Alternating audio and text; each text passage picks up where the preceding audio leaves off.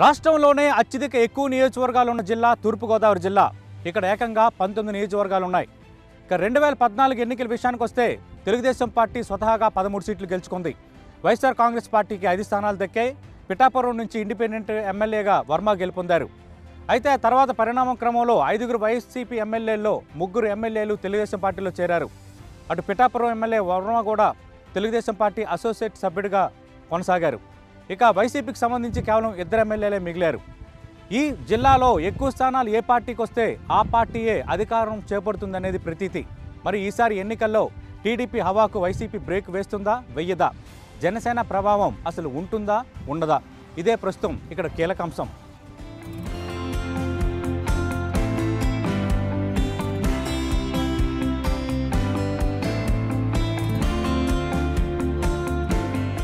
తూర్పుగోదావరి జిల్లాలో ప్రజల ప్రధాన జీవనాధారం వ్యవసాయం.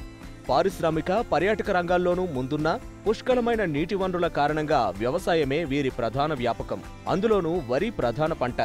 కాటన్ బ్యారేజీ నిర్మాణం తర్వాత ధవళేశ్వరం బ్యారేజ్ నుంచి లభించే గోదావరి నీటితో ఈస్టర్న్, సెంట్రల్ డెల్టాల్లోని 5.5 లక్షల ఎకరాల్లో వరి సాగు చేస్తున్నారు. ఏలేరు ప్రాజెక్టుతో పాటు వివిధ లిఫ్ట్ స్కీమ్ల సాయంతో మరో 4 లక్షల ఎకరాల్లో వరి పండిస్తున్నారు. చెరకు, ప్రత్తి, కొబ్బరి వంటి పంటలు కూడా విస్తారంగా ఉన్నాయి. అటు ఆక్వా రంగం కూడా జిల్లాలో జోరు మీదుంది. అధికారికంగానే 1,20,000 ఎకరాల్లో ఆక్వా చెరువులున్నాయి. అనధికారికంగా మరో 1,00,000 ఎకరాల్లో ఆక్వా సాగవుతోంది.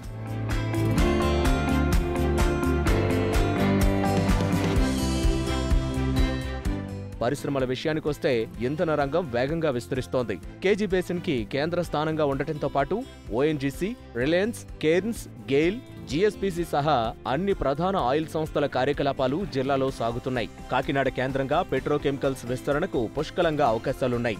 కాకినాడ, రాజమండ్రి, పెద్దాపురం ప్రధాన పారిశ్రామిక ప్రాంతాలు. మండపేట, అనపర్తి నియోజకవర్గాల పరిధిలో రైసు మిల్లులు అత్యధికంగా ఉన్నాయి. అలాగే జిల్లాలో విస్తారమైన అటవీ ప్రాంతముంది.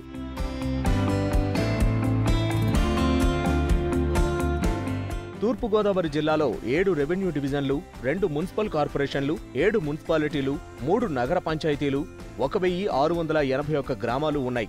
భౌగోళికంగా డెల్టా, కోనసీమ, ఏజెన్సీ, మెట్ట ప్రాంతాలుగా విడిపోయి ఉంటుంది. పోలవరం విలీన మండలాలు కలవటంతో ఏజెన్సీ ప్రాంతం 11 మండలాలకు చేరింది. సబ్ప్లాన్ ఏరియా 3 మండలాలు కలుపుకొని మొత్తం 64 మండలాలున్నాయి.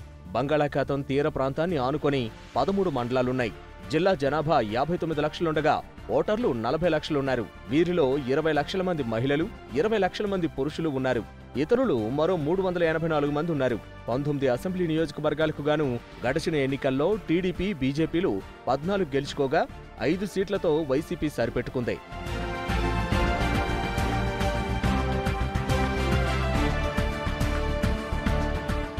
సమస్యల పరంగా చూస్తే ఆక్వా సాగు కారణంగా జిల్లాలో పర్యావరణ సమస్యలు మొదలవుతున్నాయి. ఆయిల్ పరిశ్రమల డ్రిల్లింగ్తో కోనసీమలో ఇబ్బందులు తలెత్తుతున్నాయి. ఉపాధి కల్పించే భారీ పరిశ్రమలు జిల్లాలో లేవు. కోనసీమలో కొబ్బరి ఆధారిత పరిశ్రమల ఏర్పాటు కలగానే ఉంది. కోనసీమ రైల్వే లైన్ 2 అడుగులు ముందుకు 3 అడుగులు వెనక్కి అన్న చందంగా నడుస్తోంది. గోదావరిలో కాలుష్యం సవాల్ విసురుతోంది. కాకినాడ సెజ్ పరిధిలో 10,000 ఎకరాలు పుష్కర కాలంగా ఖాళీగా ఉన్నాయి. మెట్ట, ఏజెన్సీలో మౌలిక సదుపాయాల కొరత కొట్టొచ్చినట్లు కనిపిస్తోంది.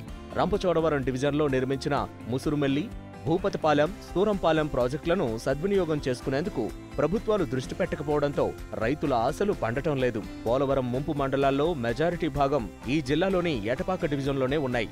దాదాపు 2 లక్షల మంది నిర్వాసితులు ఇక్కడే ఉన్నారు.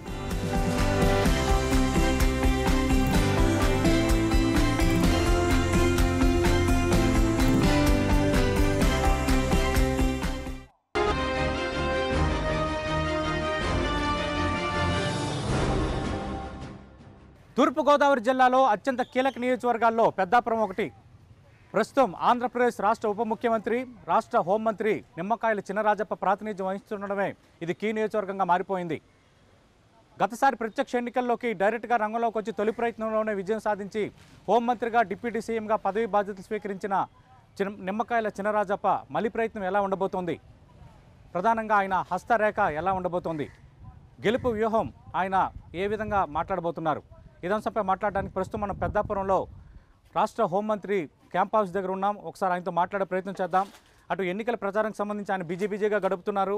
పార్టీ నేతలతో సమాలోచనలు జరుపుతున్నారు. ఓటర్ల జాబితాలు, దానికి సంబంధించిన వివరాలు, ప్రచారం ఎప్పుడెప్పుడు ఎక్కడెక్కడ చేయాలి, ఏ ఏ మండలాల పరిధిలో చేయాలి అంటూ ఆయన పూర్తి స్థాయిలో వ్యూహంలో మునిగి తేలుతున్నారు. ప్రస్తుతం మనం చినరాజప్ప గారితో మాట్లాడే ప్రయత్నం చేద్దాం. చినరాజప్ప గారు నమస్తే అండి, బాగున్నారా? రైట్, ఎలా అనిపిస్తుంది? మీరు అంటే చాలా సంవత్సరాల నుంచి రాజకీయాల్లో ఉన్నారు, కానీ ప్రత్యక్ష రాజకీయాల్లోకి గత ఎన్నికల్లోనే తొలిసారిగా రంగంలోకి దిగారు. తొలి ప్రయత్నంలోనే విజయం సాధించడం, రాష్ట్ర హోంమంత్రిగా, ఉప ముఖ్యమంత్రిగా బాధ్యతలు స్వీకరించడం, అంటే గత 5 ఏళ్లలో ఏం చేశారంటే ఏం చెప్తారు? గౌరవ ముఖ్యమంత్రి గారు చంద్రబాబు నాయుడు గారు గతసారి నేను సీట్ అడగకుండానే సీట్ ఇచ్చి పెద్దాపురం పంపించడం జరిగింది. కార్యకర్తలు అందరూ, నాయకులు కార్యకర్తల సహకారంతో విజయం సాధించాం. మరి విజయం సాధించిన కాడి నుంచి కూడా ఇది నా సొంత ఊర్లాగా, మరి పెద్దాపురం నా సొంత ఊర్లాగా ఉండి ఇక్కడ ఇల్లు కట్టుకుని ఇక్కడే ఉండి మరి 5 సంవత్సరాల్లో కూడా అభివృద్ధి చేశాను. 1000 కోట్లు అభివృద్ధి కార్యక్రమాలు చేశాను. అలాగే మున్సిపాలిటీకి సంబంధించి, పంచాయతీలకు సంబంధించి బాగా చేసాం. అలాగే పెద్దాపురం సంబంధించి డివిజన్ హెడ్ క్వార్టర్, అన్ని ఆఫీసులు కూడా 100 సంవత్సరాలు అయిపోయినాయి. కొత్త ఆఫీసులు అన్ని ఆఫీసులు కూడా కట్టించడం జరిగింది. డబుల్ రోడ్డు, సెంట్రల్ లైటింగు, పార్కులు అన్నీ కూడా అభివృద్ధి చేసాం. మున్సిపాలిటీ బాగా పనిచేసింది. చైర్మన్ రాజుగారు, పెద్దాపురం రాజుగారు కానీ సామలకోట కానీ బాగా పనిచేశారు. అలాగే గ్రామానికి వచ్చేటప్పుడు నాయకులు కార్యకర్తల సహకారం ఎప్పుడు కూడా సింగిల్ నాయకత్వమే కాకుండా అందరూ సమిష్టిగా ఇక్కడ నిర్ణయం తీసుకోవడం జరిగింది. నెలకోసారి సమన్వయ కమిటీ మీటింగ్ వేసుకుని నాయకులు పెద్దలు అందరూ కూర్చుని ఓపెన్గా డిస్కస్ చేసి ఏమైనా తప్పులు జరిగి సరిదిద్దుకుని డెవలప్మెంట్ ఎలాగ వెళ్ళాలని ముందుకెళ్ళడం వల్ల ఇలా ఈరోజు సునాయాసంగా కార్యకర్తలు అందరూ కూడా 100% నాతో ఉండి ఇవాళ విజయానికి ఏ గ్రామానికి ఆ గ్రామం ఇవాళ కష్టపడి పనిచేస్తున్నారు. అలాగే ప్రజలు కూడా మరి 5 సంవత్సరాలను కూడా బాగా చేశాడు అనే బాగా చేసాడు, రాజప్ప ఉండాలన్నదే ప్రతి ఒక్కరూ కూడా నువ్వే ఉండాలి, మీరే రావాలన్నది ఒకటి. అలాగే చంద్రబాబు నాయుడు నాయకత్వంలో మరి 5 సంవత్సరాలను కూడా మరి అనేక కార్యక్రమాలు చేసి మరి ఇవాళ ఏదైతే హామీలు ఇచ్చాడో హామీలను పూర్తి చేయడమే కాకుండా అభివృద్ధిలో కూడా ముందుకెళ్ళి వీళ్ళన్నీ చేసేట కనుక ఇవాళ చంద్రబాబు నాయకత్వంలో మేము తప్పనిసరిగా ఉంటామని చెప్పి పెద్ద ఎత్తున మహిళలు ముందుకు వస్తున్నారు, వృద్ధులు ముందుకు వస్తున్నారు, రైతులు ముందుకు వస్తున్నారు, యువత ముందుకు వస్తుంది. దాని ద్వారా ఇవాళ సునాయాసంగా మరి ఇక్కడ పెద్దాపురం నియోజకవర్గంలో విజయం సాధించడం, అలాగే తూర్పుగోదావరి జిల్లాకు సంబంధించి నా వరకు తెలిసిన వరకు కూడా అభ్యర్థుల సెలక్షన్ బాగా జరిగింది. విజయం కూడా ఎక్కువ అవకాశాలు మాకే ఉన్నాయి. అంటే తూర్పుగోదావరి జిల్లాలో 19 నియోజకవర్గాలకు సంబంధించి గెలుపోవటంలో మీరు బాధ్యత తీసుకుంటారా? తప్పకుండా బాధ్యత తీసుకుంటాను. ఎందుకంటే నేను ఈ 5 సంవత్సరాల్లోని ఓ పక్కనే ఈ శాసనసభ్యుడిగా, ఓ పక్కన మంత్రిగా, ఓ పక్కన పార్టీ కార్యక్రమాలు కూడా యనమల రామకృష్ణతో కలిసి మా ఎమ్మెల్యేలతో కలిసి పూర్తి బాధ్యత వహించి మేము కష్టపడి పనిచేసాం, అభివృద్ధి కార్యక్రమాలు చేసాం. తూర్పుగోదావరి ప్రజలు కూడా తెలుగుదేశం పార్టీకి మద్దతు పలికి ఇవాళ ప్రజలందరూ మాతో ఉన్నారు. అభివృద్ధి బాగా జరిగింది. ప్రాజెక్టులు మేము తీసుకొచ్చి తప్పనిసరిగా మేము బాధ్యత తీసుకుంటాం. మొన్నటి వరకు మీ పార్టీలో పార్లమెంటరీ పార్టీ నేతగా ఉన్న తోట నరసింహం సతీమణి తోట వాణి మీకు ప్రత్యర్థిగా రంగంలో దిగారు. ఎలా ఢీకొని పోతున్నారు? ఆయన కాంగ్రెస్లో ఉన్నాడు. కాంగ్రెస్లో ఉండగా తెలుగుదేశం పార్టీలోకి ఎంపీ క్యాండిడేట్ అభ్యర్థిగా వచ్చాడు. 5 సంవత్సరాల్లో సర్వీసు, 5 సంవత్సరాలు వచ్చిన వెంటనే మేము ఎంపీ ఇచ్చాం, లోక్సభకి నాయకత్వం ఇచ్చాం, పార్లమెంటరీ పార్టీ ఇచ్చాం. ఇచ్చిన తర్వాత ఆయన నాకు ఆరోగ్యం బాగోలేదు, నేను పోటీ చేయనని చెప్పి చంద్రబాబు నాయుడు డైరెక్ట్కి వెళ్ళి మా కుటుంబంలో ఏమని చెప్పడం జరిగింది. చంద్రబాబు నాయుడు నేను పరిశీలించాలని చెప్పాడు. ఇక్కడ అభ్యర్థులు వచ్చేటప్పటికి మేము పెద్దాపురం కాకినాడ పార్లమెంట్కి వచ్చేటప్పటికి అభ్యర్థులందరూ పాత అభ్యర్థులే ఇంచుమించులో వచ్చాం. అందుచేత అడ్జస్ట్ చేయలేకపోయాడు. పచ్చాయన్నంగా ఎమ్మెల్సీ ఇస్తానని చెప్పి పంపించాడు. మరి అది పట్టించుకోకుండా పోటీకి దిగేరేళ్ళు. అంటే ప్రజలు ఇవాళ ఆవిడ కూడా ఏం చెప్పిందంటే నేను రాజప్పని ఓడించినాక వచ్చిందని చెప్పింది. నేనేం చెప్తున్నానంటే నేను ప్రజలను 5 సంవత్సరాలు మీ దగ్గర ఉన్నాను, మీకు పనిచేసాను, నేను చేసేనా లేదో మీరు చూసుకోండి, చేసినట్టయితే నాకు ఓట్లేయండి, నేను మళ్ళీ ఇంకోసారి 5 సంవత్సరాలు ఉండే మిగిలిన పనులన్నీ నేను చేస్తానని నేను చెప్తున్నాను. ఆవిడైతే నేను రాజప్పని ఓడించినాక వచ్చింది కానీ అభివృద్ధి చేస్తానని చెప్పట్లేదు, నా పగ తీర్చుకోవడానికి వచ్చింది అన్నాడు. ప్రజలందరూ మీ లక్ష్యం అభివృద్ధి చేయటం, ఆమె లక్ష్యం మిమ్మల్ని ఓడించడం, అంతేనా? ఓకే, అంటే ఇప్పుడు ఇక్కడ మరో కీలకమైన అంశం పెద్దాపురం నియోజకవర్గం సంబంధించి కాపు సామాజిక వర్గం ఓట్లు 40% పైగా ఉన్నాయి. ఆమె కూడా కాపు సామాజిక వర్గం, మీరు కూడా కాపు సామాజిక వర్గం, అలాగే ఆమెకి బంధుత్వాలు కూడా ఎక్కువ ఉన్నాయన్న ఒక ప్రచారం ఉంది. ఒకటి ఇక్కడ పెద్దాపురం నియోజకవర్గంలో ప్రతి గుండె కూడా తట్టే నేను ఈ 5 సంవత్సరంలో ప్రతి ఒక్కటి ఇంటికి వెళ్ళాను, కార్యకర్తలను చూసుకున్నాను, ప్రజలను చూసుకున్నాను, అభివృద్ధి చేశాను. ఈవేళ ఈ పరిస్థితిలో ప్రజలు మీరు వెళ్ళి ఎంక్వైరీ చేసుకోండి. ఇప్పుడు 1 సైడ్గా ప్రజలందరూ కూడా నా పక్క చెప్తున్నారు. ఇప్పుడు ఆవిడకి సింపతి లేదు. ఎందుకంటే 5 సంవత్సరాలు ఎంపీ చేశారు, ఇక్కడే చేశారు. ఆవిడకి ఆరోగ్యం పోలేదు, ఆయనే చెప్పాడు. చెప్పిన తర్వాత ఒక ఎమ్మెల్సీ ఇస్తున్నప్పుడు అంగీకరించాలి తప్పించి పోటీకి రాకూడదు. ఇది ఈ ప్రాంతం కాదు. ఆవిడ జగ్గంపేట నియోజకవర్గం పెద్దాపురంకి వచ్చారు. నేనైతే ఇక్కడ నేను కూడా బయట ఉండే కానీ నేను ఇక్కడ వచ్చి ఇల్లు కట్టుకొని ఇక్కడే ఉండి ఈ 5 సంవత్సరాలు వీళ్ళు అందుబాటులో ఉండి ఇక్కడ పాలన పరిష్కారం చేసి ఇలా ప్రజల్లో మన్నను పొందే నేను చేత ప్రజలందరూ నాతో ఉంటారు కానీ అప్పుడుతో రారు. అది అంటే ఈసారి అధికారంలోకి వస్తే ఖచ్చితంగా ఈ కార్యక్రమాలు చేస్తానని చెప్పగలరా పెద్దాపురం సంబంధించి? ఇప్పుడు నేను 100కి 80% పనిచేశాను ఇక్కడ పెద్దాపురంలో, ఇంకో 20% ప్రజలు కూడా అదే కోరుతున్నాను. నేను నా పనులు పూర్తవుతున్నాయి, నాకు ఒక అవకాశం ఉండే 70% పూర్తి చేస్తాను. అదే కాకుండా ఏవైతే ఇంకా కొత్త ఉన్నాయో కొత్త కూడా స్టార్ట్ చేయడానికి సిద్ధంగా ఉన్నాను. నేను వచ్చిన కాడి నుంచి కూడా ప్రజలు కోరింది చేశాను, నాకు చూసింది డెవలప్ చేయాలనుకున్నా నేను కూడా చేశాను. వీళ్ళందరూ కూడా నాకు సహకారం చేశారు. ఎందుకంటే నా సహకారం పెద్దది. ఇవాళ ప్రతి గ్రామంలో కూడా సర్పంచ్ కాడి నుంచి కార్యకర్త కాడి నుంచి మున్సిపల్ చైర్మన్ వరకు కూడా ప్రతి ఒక్కరు కూడా డెవలప్మెంట్ మీద కాన్సన్ట్రేట్ చేసిన క్యాడర్ కూడానే మా పోటీపడి 15 కోట్లు ఒక్కో గ్రామానికి 10 కోట్లు ఖర్చు పెట్టి ముందుకెళ్ళాం. దాని ద్వారా 1000 కోట్లు ఖర్చు పెట్టాం ఇవాళ. అందుకే ఇవాళ ప్రజలందరూ కూడా వన్ సైడ్గా ఉన్నారు. ఇవాళ ప్రజలు అంటే మీ ప్రధాన ప్రత్యర్థులుగా ఉన్న పార్టీలు ప్రధానంగా ఎర్రకొండ గుట్ట, ఈ క్వారీ తవ్వకాలు, అలాంటి అవినీతి ఆరోపణలు మీ పేరుతో మీ బంధువులు కానీ మీ అనుచరులు కానీ తీవ్ర స్థాయిలో అవినీతి నేనున్నాను ఇక్కడ. నేను అభివృద్ధి తప్పించి రెండోది చూడలేదు. ఇక్కడ ప్రజలందరికీ తెలుసు. నాకు కావాల్సింది బయట వాళ్ళు కాదు, ఈ పెద్దాపురం ప్రజలు. నేను వ్యాపారం చేశానా, ఇంకోటి చేశానా ప్రజలు గమనించారు. నేను కానీ తప్పు చేసి ఉంటే నన్ను ఓడించేయమని కూడా చెప్తున్నాను. నేను ఈ పెద్దాపురం నేను తప్పు చేసి ఉంటే నన్ను ఓడించేయమని సవాల్ విసురుతున్నారు. తప్పు చేస్తే ఓడించమని చెప్తాను. ఇప్పుడే నేను చెప్తున్నాను, నేను తప్పు చేయలేదు. ప్రజలు తెలుసు అందరికి. ఇప్పుడు వైసీపీ పార్టీ ఉంది, నన్ను ఢీకొనాలంటే నన్ను బ్యాట్ చేయాలి. పవన్ కళ్యాణ్ పార్టీ ఉంది, నన్ను ఢీకొనాలంటే బ్యాట్ చేయాలి. నేను పార్టీ కమిట్మెంట్లో వైసీపీతో ఫైట్ చేశాను, పవన్ కళ్యాణ్ తోటి ఫైట్ చేశాను, ముద్రగడ పద్మనాభంతో ఫైట్ చేశాను. ఇవన్నీ కూడా నేను పార్టీ పరంగా చంద్రబాబు నాయుడుకి అండదండలుగా నేనున్నాను. ప్రజలు గుర్తించారు. ఇవాళ ప్రజలు ఏమంటారంటే నువ్వు ఒక్కడే ధైర్యంగా మాట్లాడుతున్నావు, ప్రజలకు పార్టీకి సపోర్ట్. నేను 35 సంవత్సరాల కూడా చంద్రబాబు నాయుడు చెప్తే అది నేను చేశాను. చంద్రబాబు నాయుడు కూడా ముందు ప్రభుత్వం రావాలి, తర్వాత పార్టీ పదవైనా లేదా ఇంకో పదవి రావాలంటే పార్టీ బలంగా ఉండాలి. అంతే చంద్రబాబు నాయుడు గారు ధైర్యంగా చంద్రబాబు పక్కన ఉండి 5 సంవత్సరాలు కూడా అంటే ఆ విషయంలో నాకు రెండో అభిప్రాయం లేదు. మీ క్యారెక్టర్ విషయంలో అంటే మీ ఎన్నో ఆఫర్లు వచ్చినా కూడా మీరు తెలుగుదేశం పార్టీని అంటిపెట్టుకున్న క్యారెక్టర్ ఒకలాగా ఉంటుంది. తప్పు చేయకూడదు అన్నవాడు తప్పు చేయడు. ఆ క్యారెక్టర్ ఒకటే, ఈ క్యారెక్టర్ ఒకటే. తప్పు చేయకూడదు, పెద్దాపురం నియోజకవర్గం పని చేయాలని చెప్పించి తప్పు చేయాలని రాలేదు. నా కుటుంబ సభ్యులు కానీ నేను కానీ సవాల్ ఇస్తున్నాను. నేను కానీ తప్పు చేస్తే నన్ను ఓడించానని చెప్తున్నాను. రైట్. ఇంకా జనసేన ప్రభావం ఉంటుంది అనుకుంటున్నాను. అంటే 2 రకాలు. జనసేన ఉన్నాకే నేను అసమర్థుని అయితే ఇక్కడ జనసేన వస్తారు.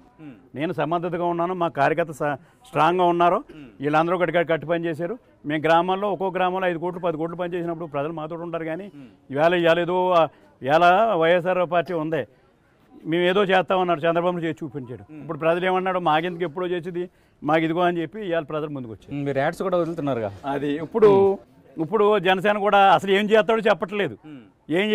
అభ్యర్థుల విషయంలో కూడా ఎవడో తిరగట్లేదు. మేము స్ట్రాంగ్గా ఉన్నాం, అభ్యర్థులు స్ట్రాంగ్గా ఉన్నాం. మా జిల్లాలో ప్రజలు సపోర్ట్గా ఉన్నారు. చంద్రబాబు నాయుడు గారికి మొదటి నుంచి కూడా కంచుకోట తెలుగుదేశం పార్టీ, ఖచ్చితంగా తెలుగుదేశం పార్టీ విజయం. మీ ప్రధాన పోటీ ఎవరితో అనుకుంటున్నారు? వైసీపీతోనా జనసేనతోనా?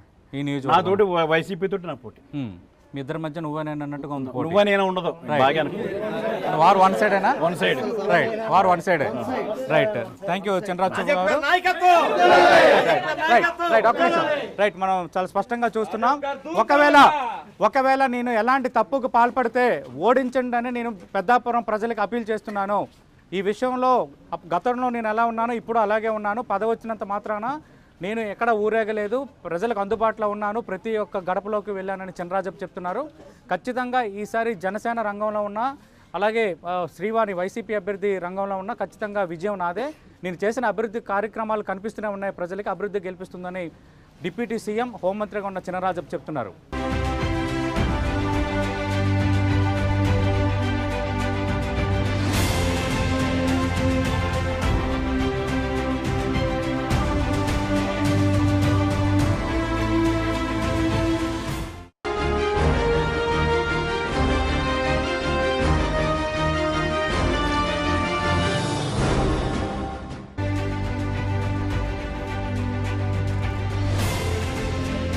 పెద్దాపురంలో రాష్ట్ర హోంమంత్రి డిప్యూటీ సీఎంగా ఉన్న నిమ్మకాయల చినరాజప్పను ఢీకొంటున్నారు వైఎస్ఆర్ కాంగ్రెస్ పార్టీ అభ్యర్థి తోట వాణి.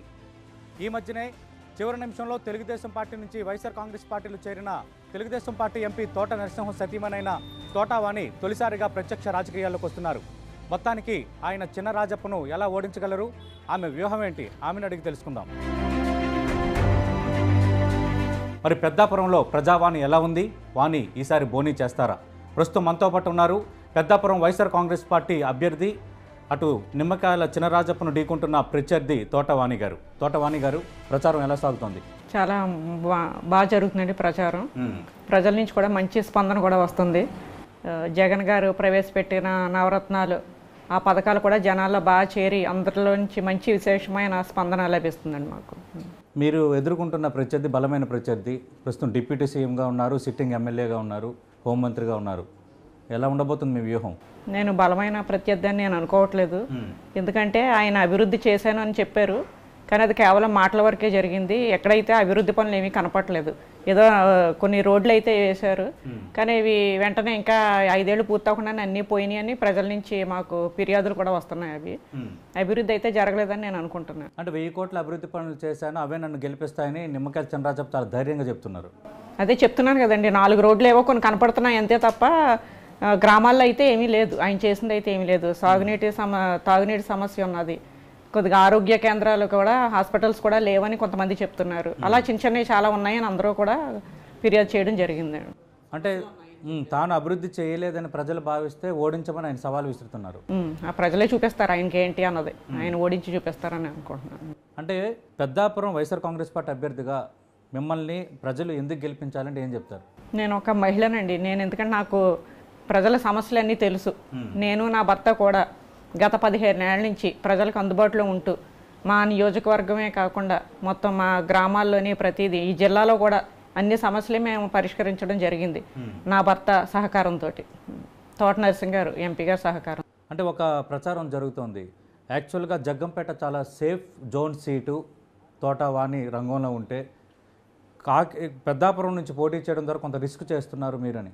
రిస్క్ అంటే నాకు కొన్ని ఈ మధ్యన జరుగుతున్న పరిణామాలు అందరికీ తెలుసున్నదే. ఇది మేమంటే ఈ సీటు కావాలి అని ఏమీ కోరుకోలేదు. జగన్ గారి నుంచి మాకు ఆహ్వానం రావడం, మీరు పెద్దాపురంలో ఉండాలి అని చెప్పడంతో మేము ఈ రకంగా ఇక్కడికి రావాల్సి వచ్చింది. కానీ మీరు జగ్గంపేట కోసం కదా పట్టుబట్టారు తెలుగుదేశం పార్టీ విషయం? అది అవునండి, అది పట్టాము. కానీ ఆయన చెప్పాం కదా, అటు నుంచి ఎటువంటి స్పందన లేదు మాకు. మమ్మల్ని ఒక పక్కకు పెట్టడం జరిగింది తోట నరసింహ గారిని.